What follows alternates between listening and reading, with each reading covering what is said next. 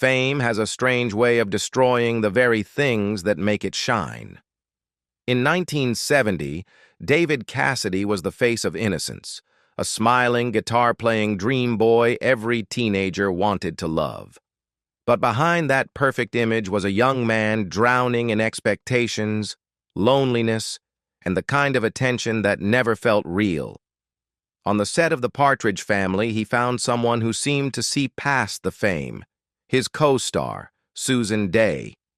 What started as friendship soon crossed into something far more complicated, and what followed would haunt him for the rest of his life. The rise of a teen idol. David Cassidy was only 20 when The Partridge Family premiered in September 1970.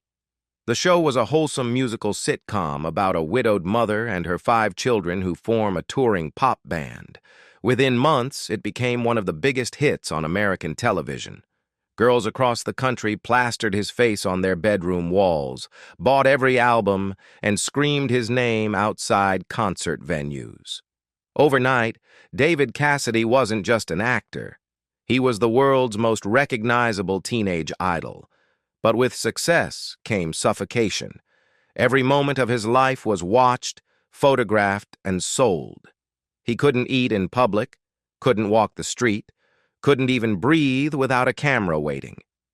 In 1972, his concerts drew such massive crowds that security often lost control. One show in London's White City Stadium ended in tragedy when a teenage fan was crushed to death in the chaos. That event marked him forever. He later said, "It stopped being fun.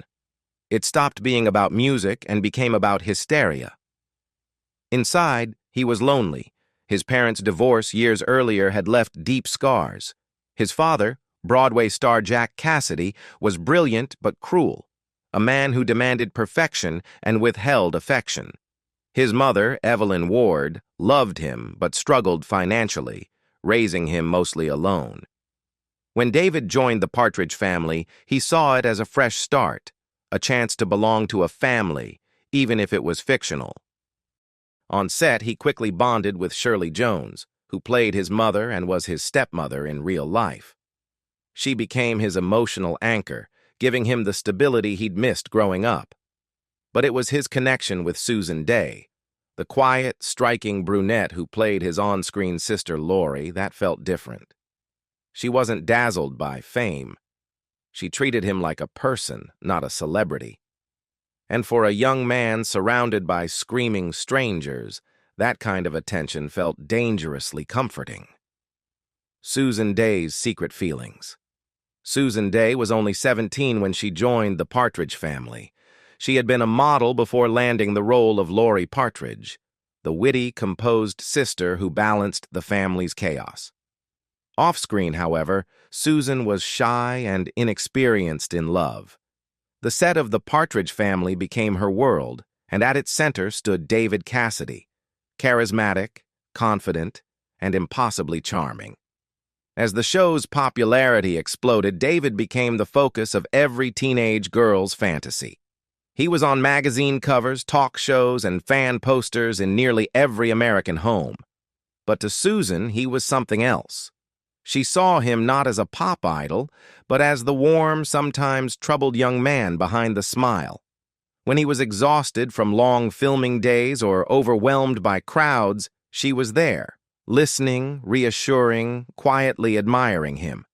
What began as friendship soon grew into something deeper. Susan developed a crush she couldn't hide.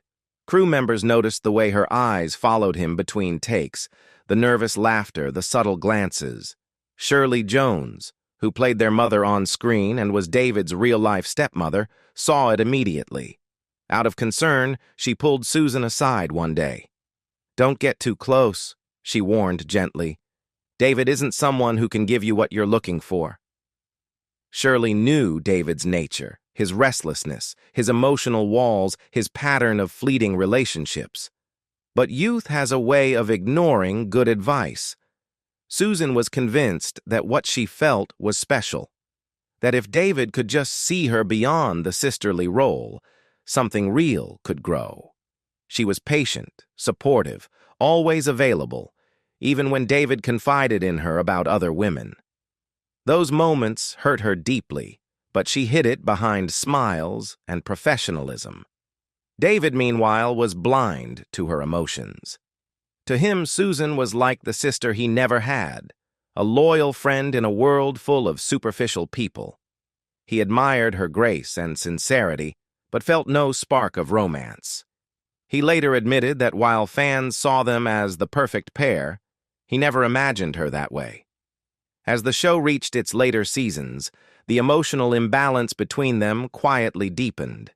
Susan's affection grew stronger, while David's detachment became more apparent. When The Partridge Family ended in 1974, the cast went their separate ways. But for Susan, one chapter hadn't closed. She needed to tell him how she felt, no matter the risk. The night that changed everything. By the time The Partridge Family wrapped in 1974, both David Cassidy and Susan Dey were at emotional crossroads. The show had made them famous, but it had also kept them trapped in roles that blurred the line between performance and reality. When production ended, there were no more early calls, no rehearsed harmonies, no shared laughter on set, only silence and the quiet realization that something deeply familiar was gone. It was during this transition that Susan finally decided to speak from the heart. After years of holding back, she wanted David to know how she really felt. Not as his co-star, not as his on-screen sister, but as the woman who had fallen in love with him. Shirley Jones had already warned David that Susan's feelings were real, but he hadn't thought much about it. So when Susan opened up, he was taken by surprise. He didn't want to hurt her, and he genuinely cared for her as one of the most important people in his life. Wanting to ease her feelings and perhaps protect their bond, he invited her to dinner after the show's final wrap party. That evening, they talked for hours about the show, their memories, their uncertain futures. After dinner, David drove her to his old school, his alma mater, a place that carried pieces of his childhood and calm away from the noise of fame. There, in the still night, Susan spoke honestly. She confessed how difficult it had been to hide her emotions, how she had admired him from the beginning, and how she feared losing their connection now that the show was over. David listened quietly. He respected her honesty and affection, but he didn't share the same feelings. Still, he couldn't bring himself to reject her outright. He promised to take her to Rancho, California, a quiet escape where he often went to think. Maybe there, away from everything, they could talk more freely. The public betrayal. 2 decades passed before the world learned what had really happened between David Cassidy and Susan Dey. For years, their brief encounter remained private, an uncomfortable secret buried beneath nostalgia and old reruns of The Partridge Family. Susan never spoke of it. She moved on with her career, kept her dignity, and never allowed her personal feelings to become public gossip. But in 1994, David shattered that silence. That year, he released his autobiography, Come On, Get Happy, Fear and Loathing on the Partridge Family Bus. It was meant to be an honest reflection on fame, addiction, and family trauma. But one chapter in particular stunned readers and devastated Susan Dey. David wrote openly about their one-night stand. He described how they had shared an intimate evening, but admitted that he had felt disappointed and that she wasn't as provocative as he expected. For Susan, who had trusted him, it was a cruel betrayal. She had always valued privacy, and now the most vulnerable moment of her youth had been turned into a public confession, one she had never consented to share. In interviews afterward, she called it a tremendous, terrible violation. She said it didn't affect their relationship because by then, they no longer had one. David, on the other hand, later claimed he hadn't intended to hurt her, that his book was simply honest.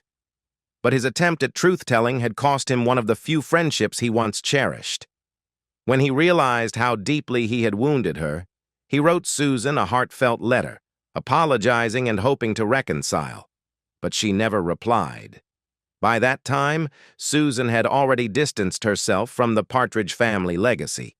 When VH1 invited her to participate in a reunion documentary, she declined. The memories were still too raw, too tied to a past she'd rather forget. Meanwhile, David faced a different kind of fallout. His memoir revealed more than just his relationship with Susan. It exposed his loneliness, his constant search for approval, and his self-destructive habits. He confessed to sleeping with fans, struggling with drugs and alcohol, and chasing fame that had long lost its meaning. To readers, the book was brutally honest. To those who knew him, it was tragic. The downfall. After the Partridge family ended, David Cassidy spent years trying to escape the shadow of Keith Partridge. He wanted to be taken seriously as an artist, not remembered as a smiling poster on teenage bedroom walls. But the industry had already decided who he was. Casting directors saw him as a relic of bubblegum pop, not a serious performer. Every audition became a reminder that his fame had peaked before he even turned 25. In the early 1980s, David tried to rebuild his career through Broadway and touring. He starred in Little Johnny Jones and performed across the U.S. and the U.K. Yet behind the curtain, his finances were unraveling. Despite once earning millions, poor contracts from his early career meant he received almost nothing from reruns and record sales. He invested in real estate, horse breeding, and side businesses, all of which failed. By the late 1980s, he was living off smaller tours, trying to sustain the lifestyle of a man who had once been a global phenomenon. And then came the alcohol. At first, he drank to relax before shows, then to cope with anxiety. Eventually, it became the only way to escape the emptiness. Between 2010 and 2014, he was arrested 3 times for drunk driving. His mugshot, circulated across tabloids, became a cruel symbol of how far he had fallen. The same face that once made millions smile now looked lost and broken. David often spoke about his pain in interviews, but his words revealed more regret than anger. He admitted that fame had robbed him of normal relationships, that he never truly trusted anyone's intentions. Even his marriages carried the marks of that insecurity. His first marriage to actress Kay Lentz ended after 2 years. His second, to horse breeder Merrill Tanz, collapsed under the weight of financial and emotional strain. His third marriage, to songwriter Sue Schifrin, lasted over 2 decades but ended in 2015 amid bankruptcy and exhaustion. By the time he filed for bankruptcy in Florida, he owed hundreds of thousands of dollars to banks, credit card companies, and lawyers. The mansion that once symbolized his success had to be sold at auction. His financial ruin mirrored his inner turmoil.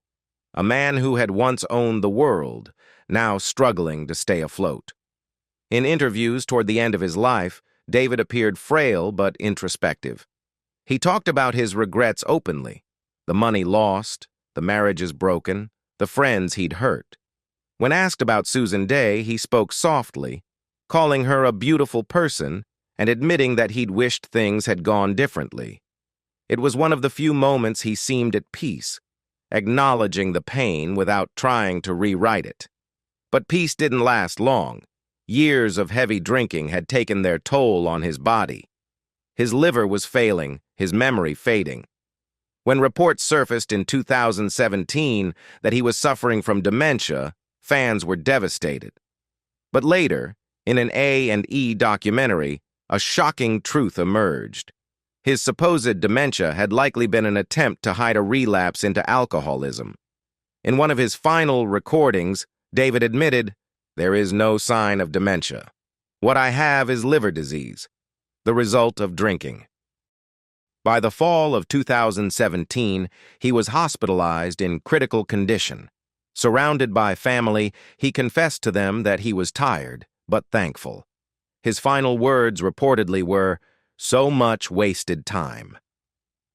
On November 21, 2017, David Cassidy died from liver and kidney failure at age 67. The world mourned the man who had once defined an era of innocence, unaware of how much pain had lived behind that famous smile. Susan Day's quiet life and the legacy of regret. While David's later years unfolded in public, the headlines, the arrests, the interviews, Susan Day chose a different path. After the Partridge Family, she carefully stepped away from the image of the teenage sweetheart. She studied acting seriously, determined to prove that she was more than a sitcom face. Her persistence paid off. In the 1980s, Susan earned critical acclaim for her role as Grace Van Owen in the hit legal drama L.A. Law. Her performance was sophisticated, emotional, and powerful, a far cry from the lighthearted days of singing on a colorful TV bus. In 1988, she won a Golden Globe for Best Actress and became one of television's most respected talents. But unlike many of her peers, Susan refused to live her life in front of the camera once the fame arrived. She rarely gave interviews, declined most public appearances, and fiercely guarded her privacy. Friends described her as thoughtful, sensitive, and deeply private, someone who valued peace more than attention. When David's 1994 memoir brought their private story into the spotlight, it cut deep. Not only because of the exposure, but because she had worked so hard to separate her real life from the characters she once played. In the years that followed, she declined all Partridge Family reunion projects, ignoring fan requests and TV offers. When VH1 reached out for a documentary about the show's legacy, she turned it down without hesitation. For her, those years were precious but painful, a reminder of youthful emotions and misplaced trust. Privately, Susan found the stability David never could. In 1988, she married television producer Bernard Sofransky. Away from the noise of Hollywood, they built a quiet life together. No scandals, no public fights, no headlines. While David was still battling his inner demons, Susan had already made peace with hers. She never publicly spoke ill of him, not even after the book, not even after his death. That silence became her final act of dignity, a quiet refusal to let the past define her. After David's passing in 2017, fans revisited their story, not as gossip but as a kind of tragic reflection. Two young stars who once shared laughter, long talks, and an unspoken affection had drifted so far apart. One sought love and found regret. The other sought privacy and found peace. For David, his one night with Susan became a lifelong symbol of what fame can take away: trust, innocence, and the ability to love without fear. For Susan, it was a lesson in boundaries, in knowing when to walk away and never look back. What do you remember most about the Partridge Family, David's charm, or the quiet strength of Susan Day? Let me know your thoughts in the comments below. And if you'd like more untold Hollywood stories like this, don't forget to like this video, subscribe, and turn on the bell for more classic legends and their hidden truths.